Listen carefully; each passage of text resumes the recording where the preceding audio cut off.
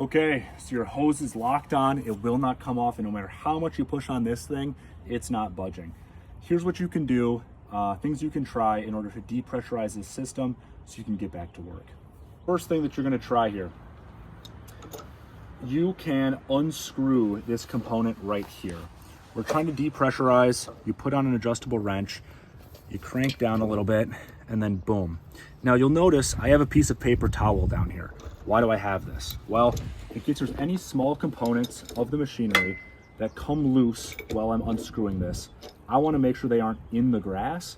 I wanna make sure that they're actually on something where I can see them and it's more visible so I can put them back into place where they need to be. Now, by the time you get to this point, the pressure should have already been completely removed from the system. It'll probably be somewhat loud.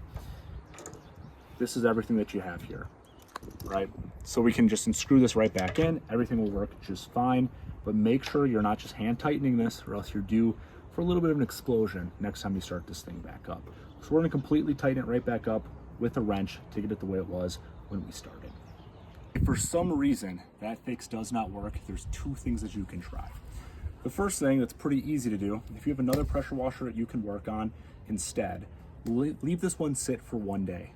Just let this sit, it can depressurize itself. There'll be some leaks in some valves, some connections somewhere. Let this sit for a day and it may depressurize itself, making it easier. The next thing you can try, if you absolutely need it today, is you can cut the cheapest part that's pressurized and just lose that part. Oftentimes, that's gonna be your hose.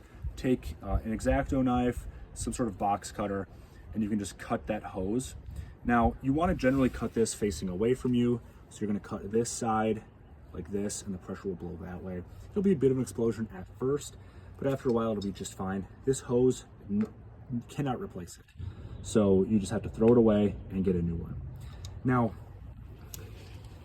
after doing all those things, there's a reason why this is continuing to jam or to lock itself up.